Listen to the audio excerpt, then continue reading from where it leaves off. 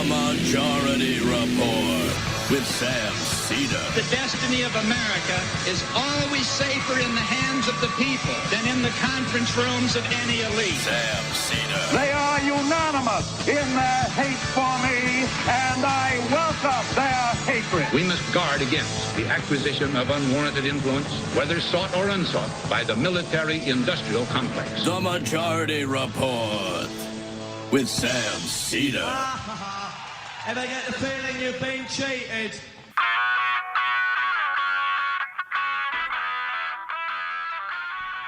It is Wednesday, August 20th, 2025. My name is Emma Vigeland, and for Sam Seder, and this is the 5-time award-winning Majority Report.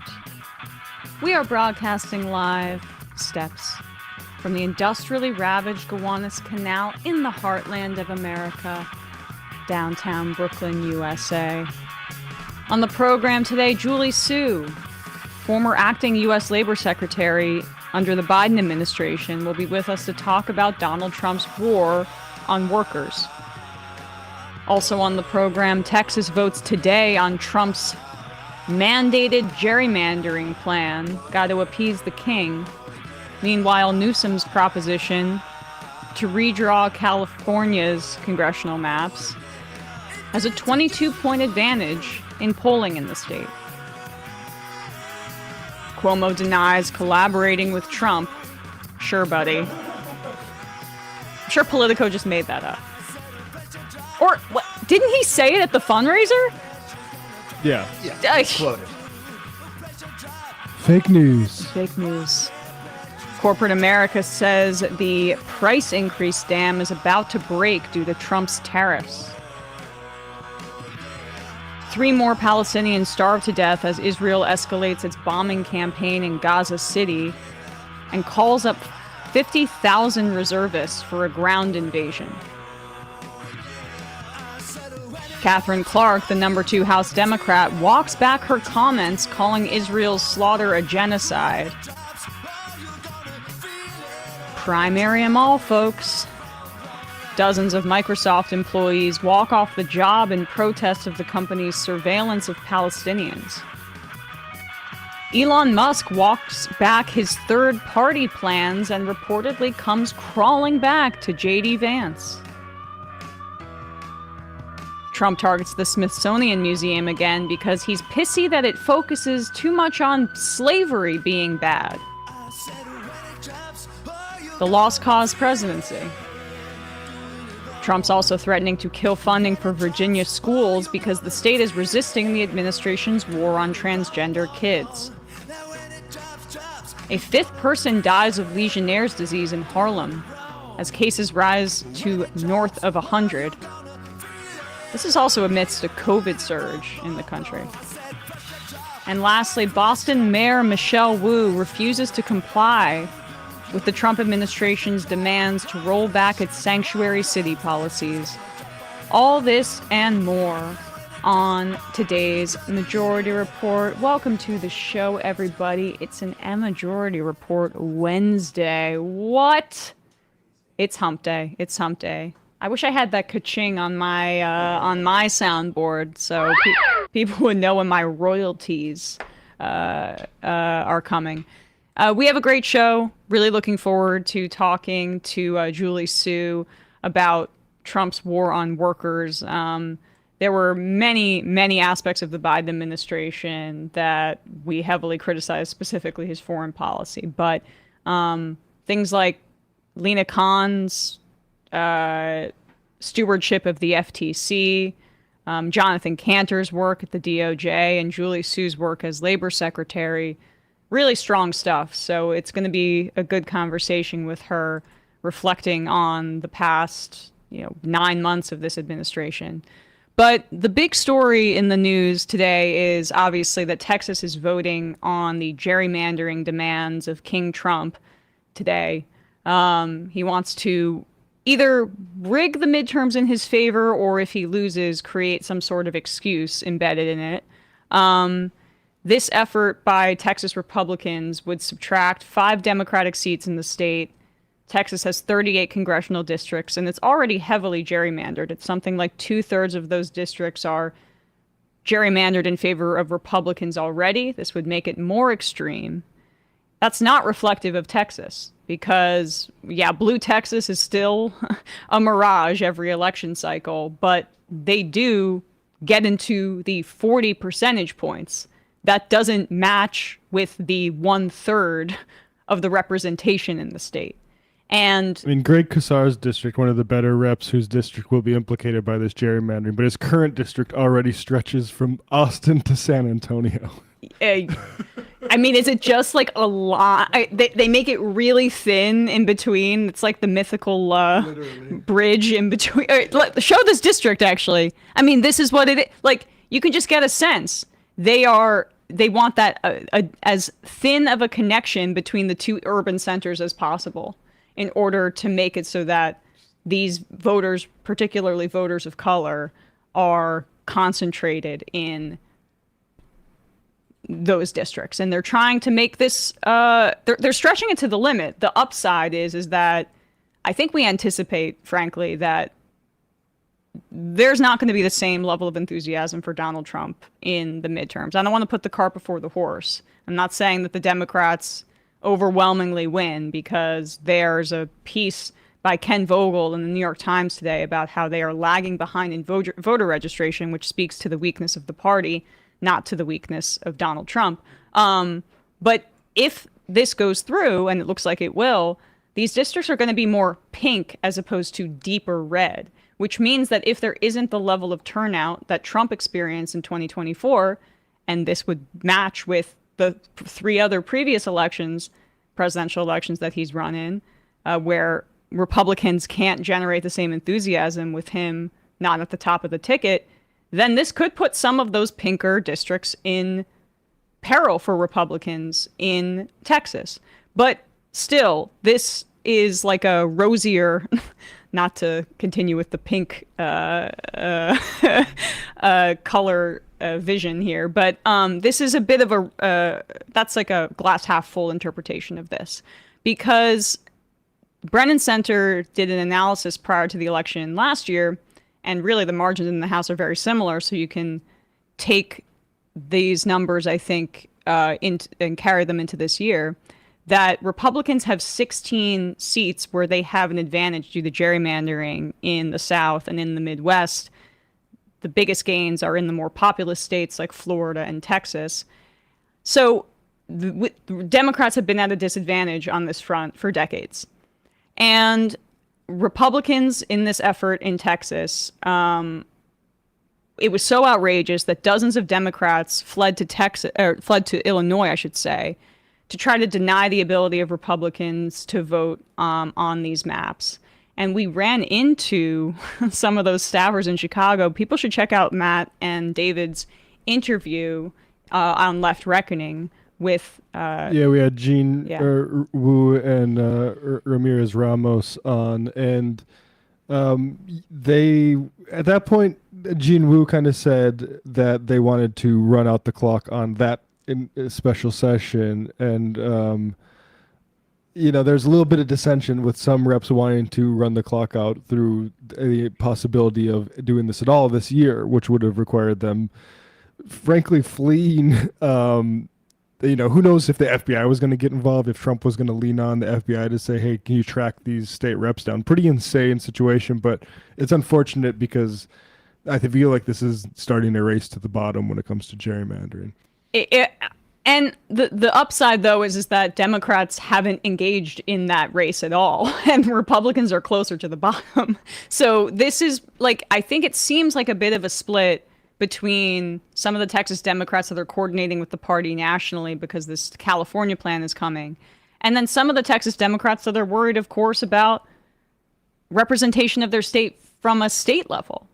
But you already see, like, the state representatives in Texas, they make just like hundreds of dollars for their work. They have made it so difficult to be a Democratic representative, small d, in that state, that everybody else has side jobs, and some of these representatives were like, my kids are starting school and we're getting hit with hundreds of dollars of fines. In the best of times, it's a huge pressure on representatives to have some sort of benefactor who is willing to pay for you. And with these representatives, and is Ana Maria Rodriguez Ramos and Jean Wu, who we spoke to specifically, but they came to us, their staffers weren't there. They are up in the area, but like it's a very lean operation because of it's going to cost a lot. Right. And Beto O'Rourke was trying to raise money for them, and Abbott threatened him with jail. Like literally threatened him with saying that was a crime to raise money for these folks to sustain themselves through this, which is, a type of insanity, I think. It's why we support raising pay for members of Congress. Absolutely. I mean, this is something that I think Robert Caro gets into in the LBJ books about how you need a modern government. It requires not only the representatives to be paid in a way that they can be independent from outside financial pressures, but also staffers. Yep. It makes it so they're less likely to be corrupted. So that's how the Texas government is set up. But there have been still acts of resistance here. Once many of those Democrats returned, the Republican speaker down in Texas said when they returned that they needed to sign permission slips to consent to a public safety officer in the state following them around. And the form would force them to consent to being arrested if they left town. And this is extremely illegal.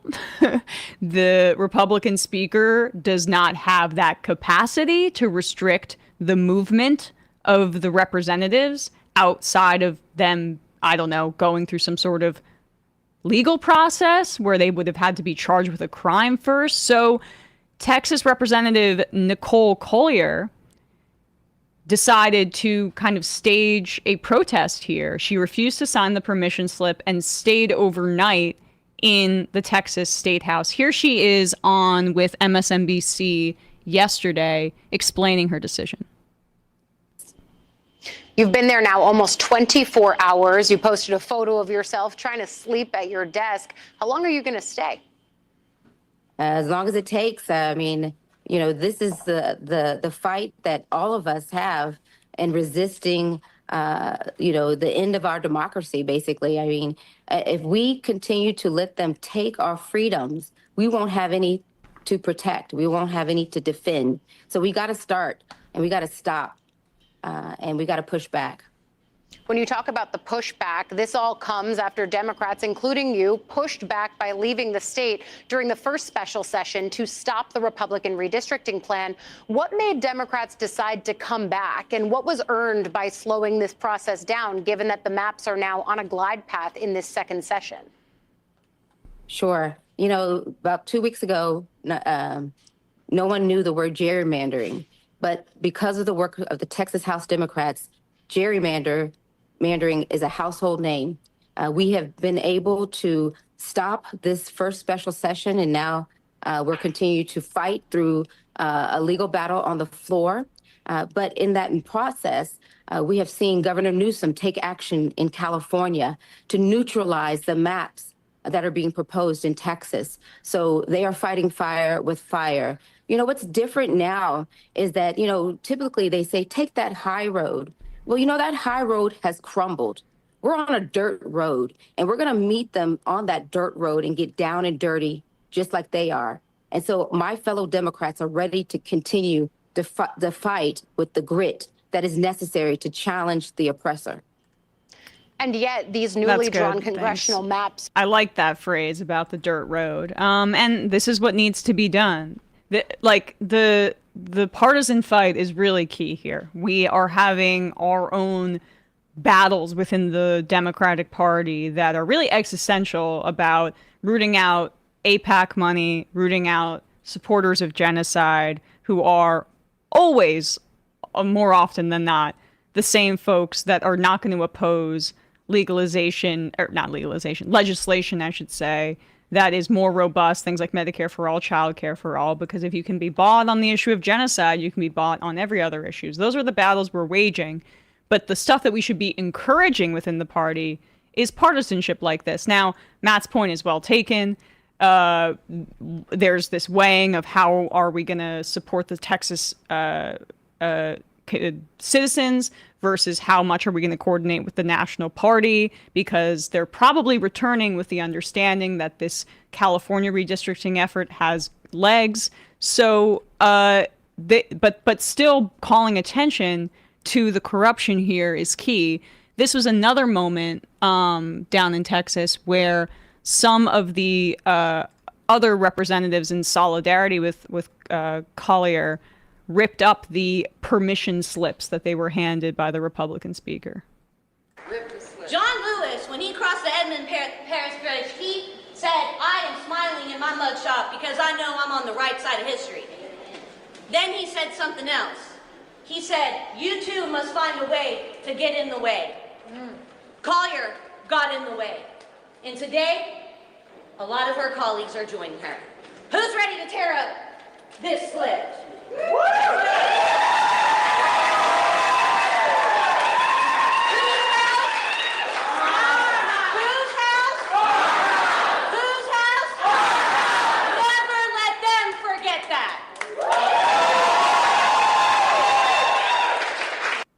That's Representative Mihaela Plesa. So that's good stuff.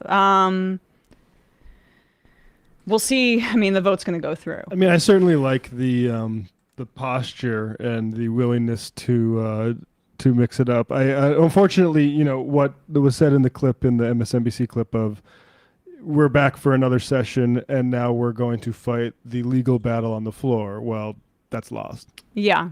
And I mean, it was lost the moment they return.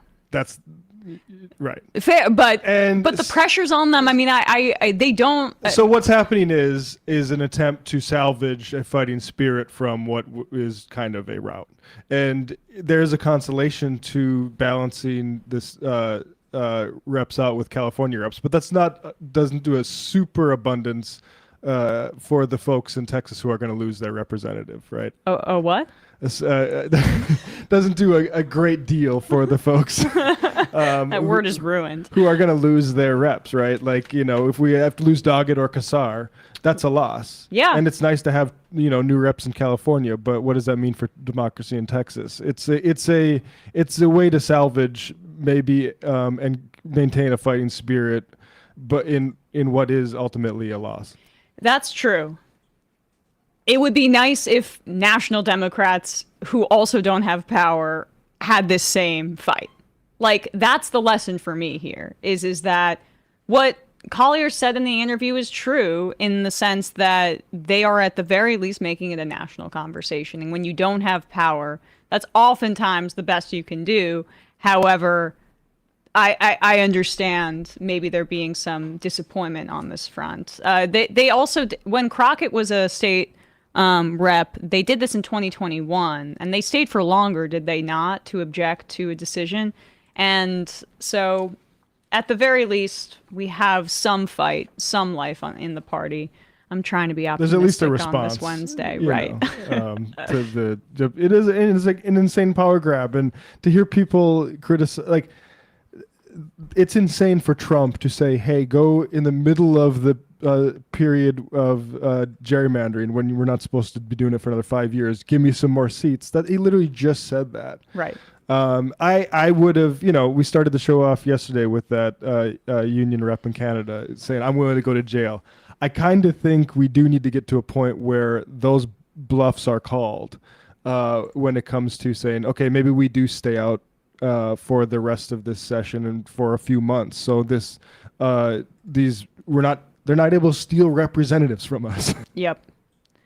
In a moment, we're going to be talking to Julie Su, but first, a word from some of our sponsors.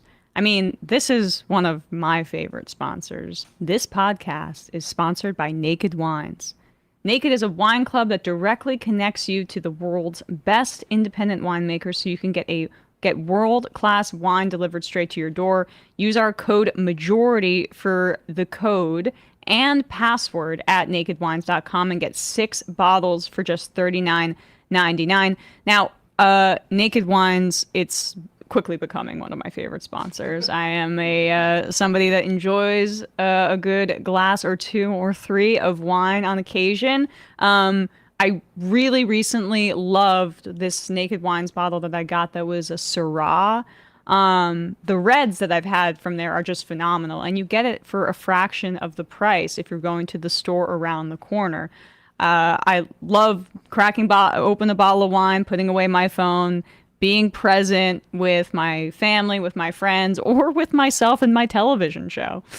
Naked Wines helps me unwind with all the political news being what it is.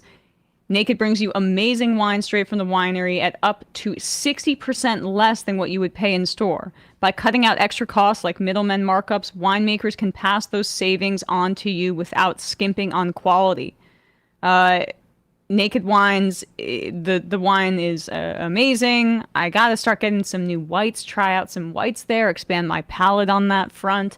But the reds that I've been having and ordering from there so far have been awesome. Naked Wines has been around for over 15 years and backs over 90 independent winemakers around the world to make the wine you love to drink. Now is the time to join the Naked Wines community. Head to nakedwines.com/majority, click enter voucher, and put in our code majority for both the code and password for 6 bottles of wine for just $39.99 with shipping included. That's $100 off your first 6 bottles at nakedwines.com/majority and use the code and password majority for 6 bottles of wine for $39.99. We will put a link below in the show notes and in the description for 6 bottles of wine for $39.99. Head to nakedwines.com/majority and use code majority for both the code and password. And lastly, this is a product that I started using before I even joined the show, before I even knew that Delete Me was a sponsor. Delete Me is essential for my privacy as somebody that does this show and has my name out there. I've got to protect my loved ones, my personal information, and Delete Me makes it easy, quick, and safe to remove your personal data online at a time where surveillance and data breaches are common enough to make everyone vulnerable. Data brokers make a profit off your data. Your data is a commodity. Anyone on the web can buy your private details. This can lead to identity theft, phishing attempts, harassment, and more. But now you can protect your privacy with Delete Me. What do data brokers do? Well, your name, your contact information, your social security number, your address, even information about your family members could all be compiled by these brokers and sold online. That's dangerous, and it's easier for them to do than you think. But Delete Me can help you with that. And thank you, Delete Me, for sponsoring the Majority Report. Again, I don't know what I would do without Delete Me. It alleviates so much of the anxiety that some of my personal information is going to be on the internet. And basically, they send you these reports about all the data that they've culled and all the protection that they have provided. And it just makes me feel a lot safer. So I recommend Delete Me highly. Take control of your data and keep your private life private by signing up for Delete Me. Now at a special discount for our listeners, get 20% off your Delete Me plan when you go to joindeleteme.com/majority and use promo code majority at checkout.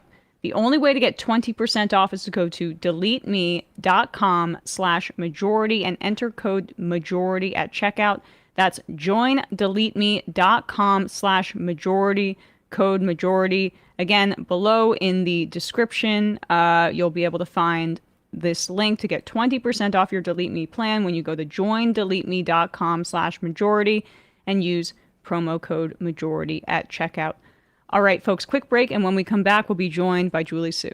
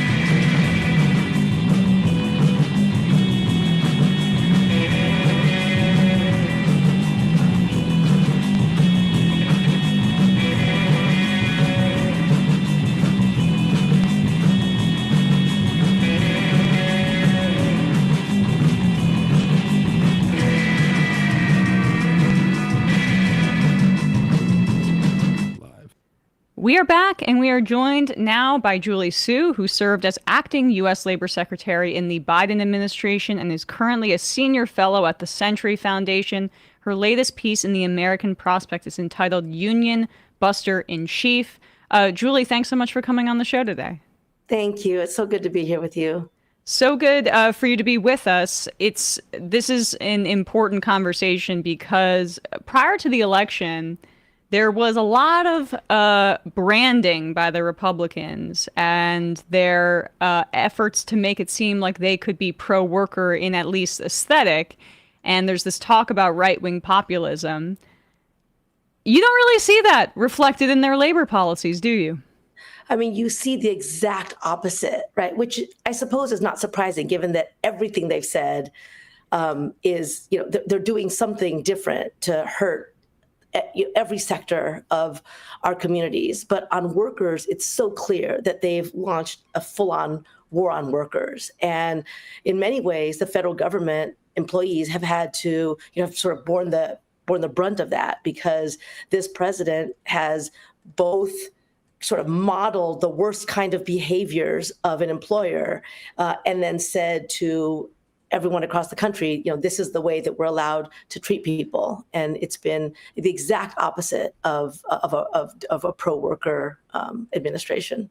You mentioned there his targeting of federal workers. And early on in your piece in the American Prospect, you draw a comparison to Ronald Reagan firing the striking air traffic controllers during his administration. Can you speak about that parallel and why it's so troubling that Trump seems to be expanding upon it? Yeah. So in 1981, right, Ronald Reagan basically replaced striking air traffic control workers and essentially gut the union and sent a very clear message to those workers that they were fully expendable. And this not only was a massive attack on those workers' rights, it also really catalyzed decades of union busting activity by private sector employers too. And so for many of us who care about workers' rights, that's been an example of how government abuse of power can really undermine workers and worker organizing in dramatic ways. The contrast to that is what President Biden did, which was recognize that what presidents say matters, what the federal government does matters, and be very explicitly pro-union and pro-worker. And we saw the effect of that too, right? Federal government unions grew dramatically under the Biden administration. And so I draw the parallel because Donald Trump has taken that 1980s playbook and completely radicalized it, modernized it for his particular brand of war on workers. And at every single turn, he has ripped up union contracts. He's closed down entire agencies. He has cut, anywhere he can, he has found a way to pull the rug out from under working people. And it is going to be devastating for decades to come in all kinds of ways unless we put a stop to it now. Is the precedent of targeting a public sector union is important to understanding this dynamic here? Because I guess that's immediately under, his direct control and the umbrella of, the federal government. So that's the first place I guess you would start. But I wonder what that means even more than just it's his war on the federal workforce. That's right. So the problem here with everything that's happening is that it's both Donald Trump and the federal government as employer, right? And the federal government is much more highly unionized than the private sector. The private sector is just around 10%, and the federal government is over 30%. And so it has long been a place where people trade in, much higher paying jobs for public service and for the good things that come with a union job, right? Security, decent wages, benefits, a good retirement, things that everybody should have but are not required by law. You get them because you have a union. And so the attacks are both an employer saying that I'm just unilaterally not going to respect that contract, long-standing contracts in this situation, but also the President of the United States saying it's open season on workers and on unions in workplaces. And we've already started to see that, right? The ways that this president has eliminated the ability of, it's really hard to join a union in this country. It's really, really hard once you want one to actually get one. There's a lot of hurdles you have to get through. And when you eliminate the institutions that are in place to help make that happen, it just becomes harder and harder for workers to get what they're legally entitled to and what they want. And the president's latest actions are another way of sending a clear message that you are not entitled to a union, you're not entitled to organize, you're not going to get those kinds of protections. Can you take us through the firings of this administration and the Doge attacks? It was around 150,000 workers who were fired under Doge. They were utilizing loopholes about protections, or lack of protections rather, for probationary employees to achieve that. But he's now stripped 400,000 federal workers of union protection. So this is a dramatic escalation. If you just don't mind laying out the timeline of this assault. So let's be very clear that this administration from day one has been built on hypocrisy about, we're going to care about workers, but we're going to do everything we can to undermine our own workers' rights. So from the very beginning, it was about insulting them, saying that they're not really working, right? Calling them the deep state. It's all these things that setting the groundwork for being able to do whatever you can. And let's also be clear that these actions are actually not legal, right? There's no backstop at this point to this administration's activities. Now, there have been lawsuits filed, and those have helped us slow the attacks. But what we see is a constant, as you put it, escalation. So from the very beginning, it was undermining and discrediting federal employees. And then it was a whole battery of firing probationary employees en masse. Now, again, those actions have been slowed, but it has not stopped this administration, because the other thing you can do if you're a bad employer is just make work so miserable that people are put in a really terrible position, having to decide to stay because they care about the mission, stay because they want to do their jobs, and leave because the job has become untenable. And that is something else that the president has done. So giving these ridiculous asinine assignments, essentially tearing away the mission of organizations.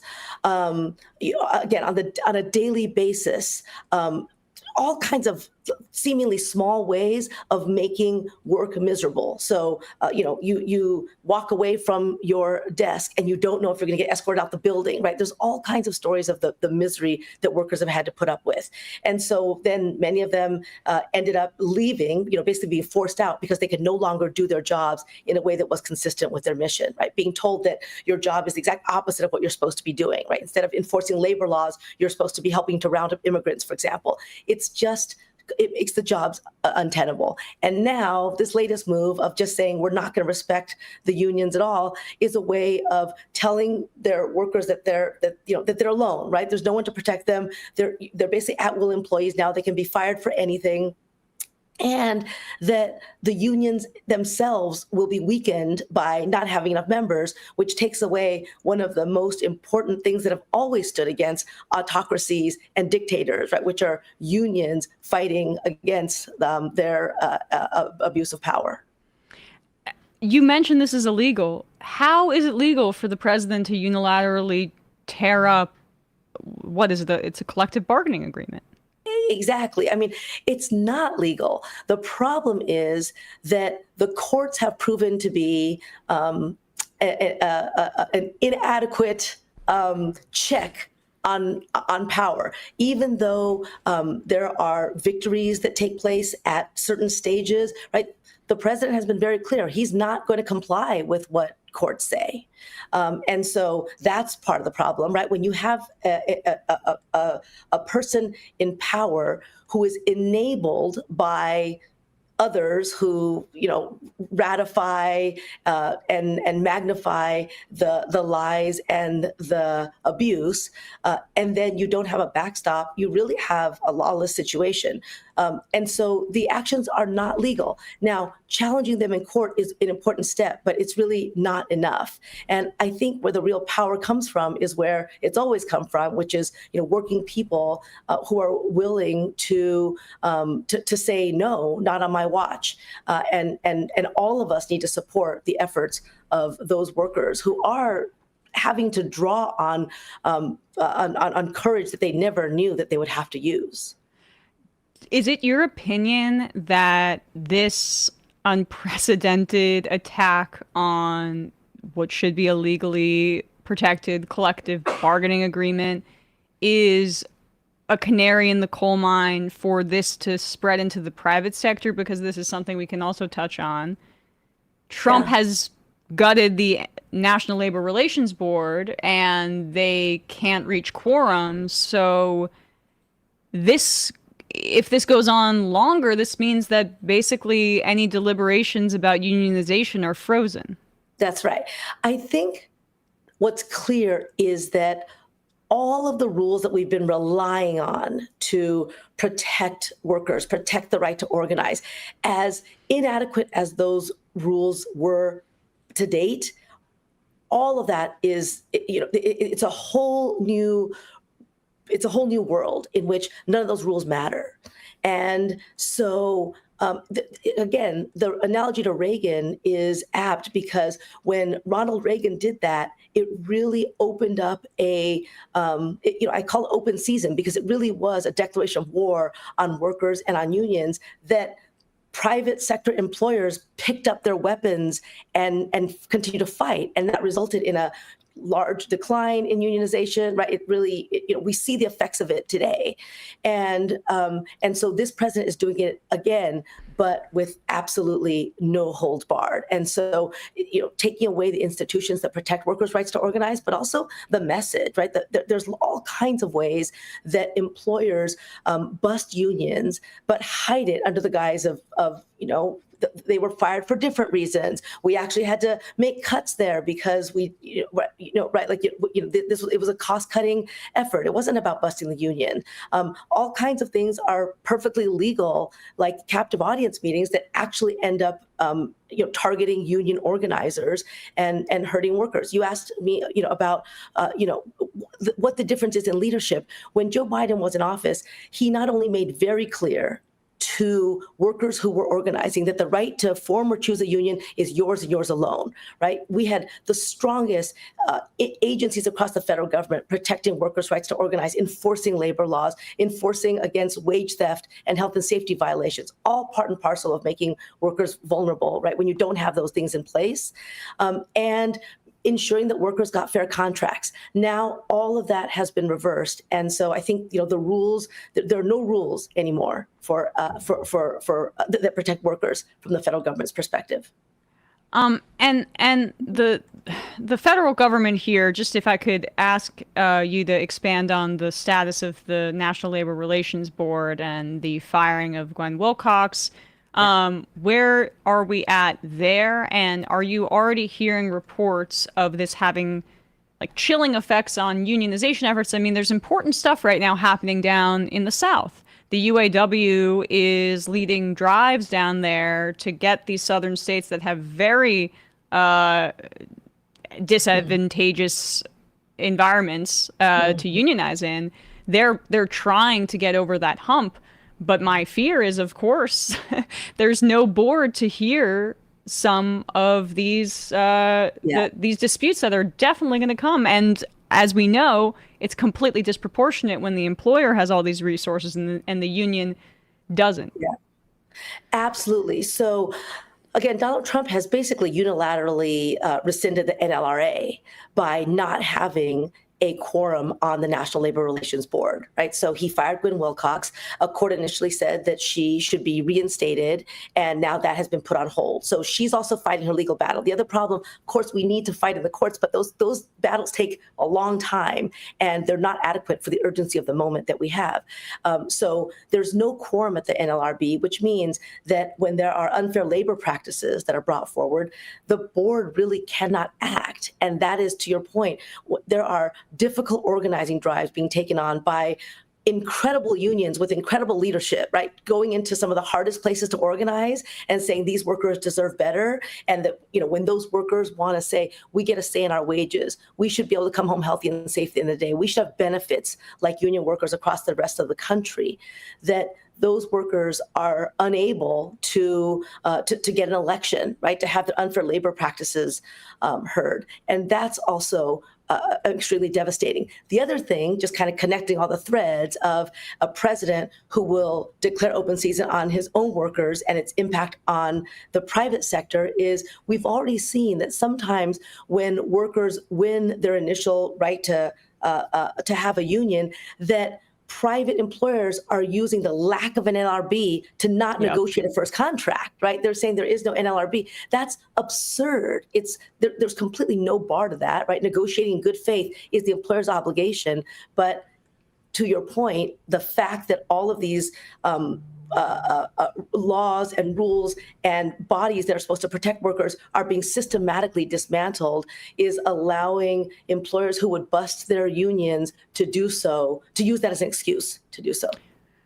Are there what is the recourse in the courts outside of the National Relations Board? Is there, I'm ignorant about like the statute here, if you don't mind explaining.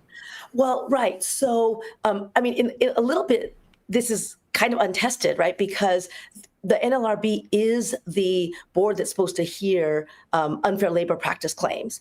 And now, without one, it's it is sort of this wild, wild west of exactly what are workers entitled to, especially because, if you go, the reason why the NLRB exists is that you have real experts there who understand the National Labor Relations Act, right? Who understand what an unfair labor practice is, who can adjudicate those claims in a more expedited manner. When you rip that away, you really leave workers with very little recourse. So, workers are finding their way, right? They're testing, going to court. There's states are trying to step into the breach, right? So states like California and Massachusetts have proposals before them that would say, in the absence of a federal National Labor Relations Act, we should be able to protect the right to organize, right? Normally that's covered entirely by federal law. And so I think there are people who are stepping into the breach and trying to do creative things. But the reality is that it's really dismantling a decades-long system that has not been enough, but has been one way that it's been a really important way that workers have been able to exercise their right to join a union. And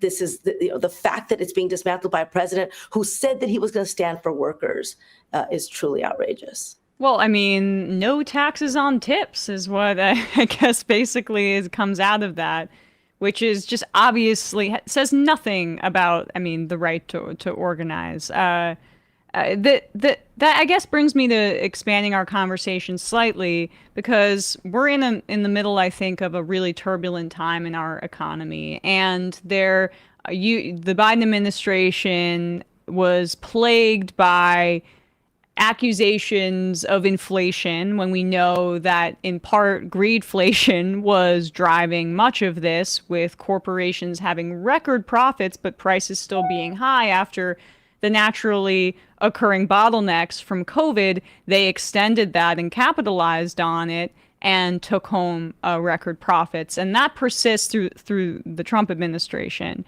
But the other piece in our economy that I don't think is getting talked about enough is the underemployment crisis of folks who are working multiple jobs at very low wages, including the burgeoning gig economy, which is reliant on many of these workers to be profitable, and they functionally have very little protections.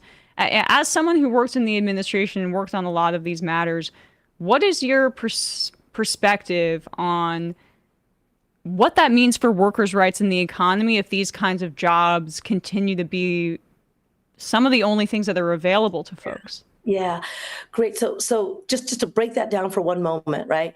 Part of the answer to that is that we recently saw in the latest jobs report that job growth is slowing under this president's chaotic and damaging economic policies.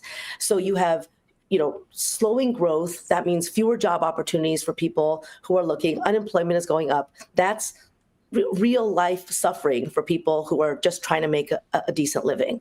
Then you have what you said, which is this growing gigification of the economy, and the century's worth of labor protections, including the minimum wage, overtime, and the right to unionize, attached to workers who are employees, right? You get those protections if you are an employee. If you're not, you don't.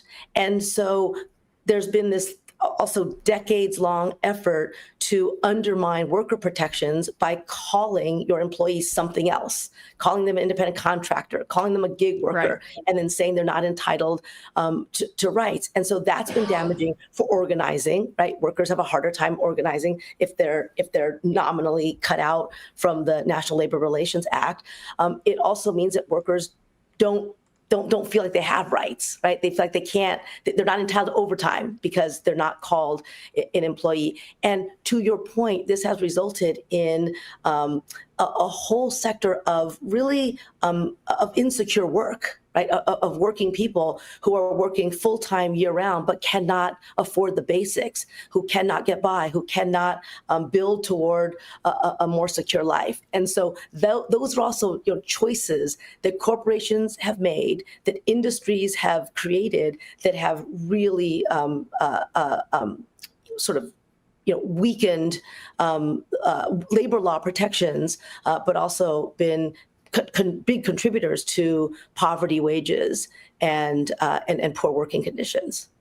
And for my in my analysis of it, this was only made possible really in a bipartisan manner in over the course of 30 years, where the focus on consumer prices being low was always kind of the driver of economic policy, really across administrations for a while.